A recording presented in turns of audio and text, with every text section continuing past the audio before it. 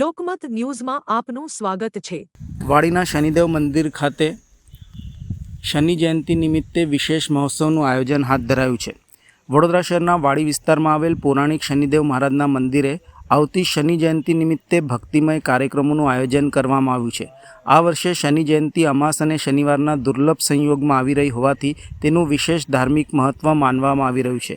જ્યોતિષાચાર્યોના જણાવ્યા અનુસાર આ દિવસે નક્ષત્ર અને સૌભાગ્ય યોગનો શુભ સંયોગ બનતા શનિદેવની ઉપાસના માટે દિવસ અત્યંત ફળદાયી માનવામાં આવે છે।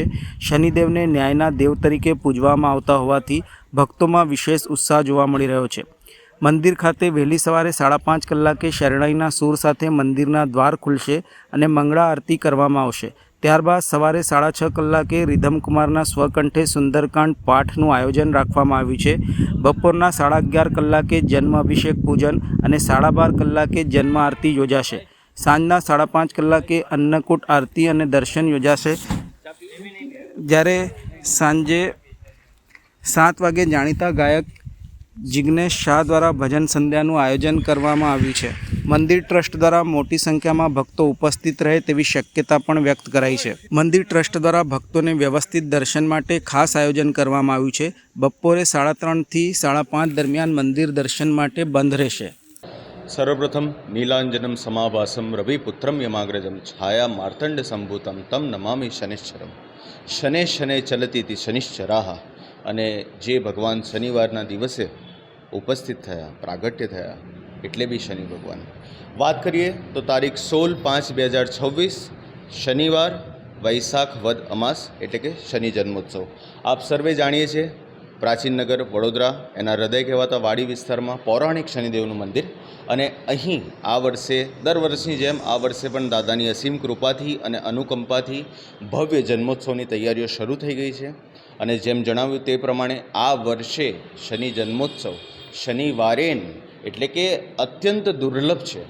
વાત કરીએ દાદાની તો વાડી સ્થિત શનિ મંદિરમાં એક યોગ એ પણ છે કે દાદા અહીં જાતે બાલ્ય સ્વરૂપમાં વિરાજમાન છે। તો શનિ જન્મોત્સવ, બાલ્ય સ્વરૂપના દર્શન, અને દાદાએ સ્વયં પોતાના હાથમાં સૂર્યનારાયણને પણ ધારણ કરેલા છે, તો ધર્મનું પ્રતીક પણ છે।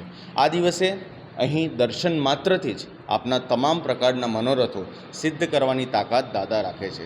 વાત કરીએ એ દિવસના પ્રસંગોની, સવારે 5:30 કલાકથી જ શરણાઈના સૂર સાથે મંદિરના દ્વાર ખોલવામાં આવશે। તત્પશ્ચાત મંગળા આરતી, અને તેના બાદ દર વર્ષની જેમ આ વર્ષે પણ બ્રહ્મ મુહૂર્તમાં સંગીતમય સુંદરકાંડનો પાઠ, તેના બાદ સવારે 9 કલાકે એક આરતી, અને 11 કલાકે ભગવાનનું જન્મ અભિષેક પૂજનની શરૂઆત થશે।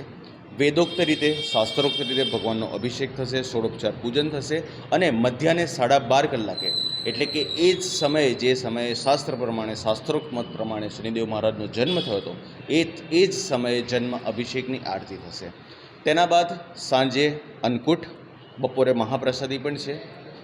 સાંજે અન્નકૂટ અને તેના પછી સંગીતમય ભજન સંધ્યાનું આયોજન છે।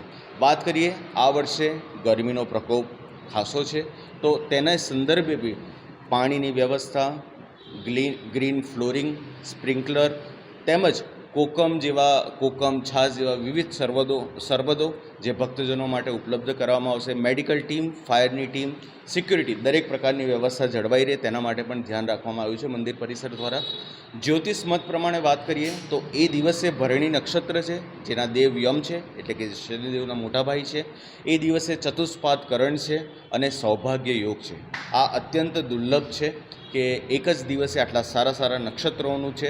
વાત કરીએ, શનિ મહારાજ હમણાં મીન રાશિમાં સ્થિત છે, એટલે કે કુંભ રાશિ, મીન રાશિ અને મેષ રાશિમાં મોટી પનોતી શરૂ છે। આ રાશિઓમાં પનોતી રૂપાના પાયે કુંભમાં, સોનાના પાયે મીનમાં અને લોખંડના પાયે મેષમાં છે। કુંભ રાશિમાં શુભ ફળ છે મેષ, અને મીન રાશિમાં અશુભ ફળ છે। ઈશાન, પૂર્વ અને ઉત્તર પૂર્વના દેશોમાં સંકટ જણાય તેવું વાતાવરણ છે, અને યુદ્ધખોર આતંકીઓનો 1 મહિનાની દરમિયાન વિનાશ થાય તેવી પણ સંભાવના છે। વાત કરીએ તો કાળી અને સફેદ વસ્તુઓના ભાવમાં વધારો થશે, અછત જણાશે, અને આ વસ્તુઓ પર સંકટ આવવાની પણ શક્યતા છે। ભક્તો દ્વારા શું અર્પણ કરવામાં આવે?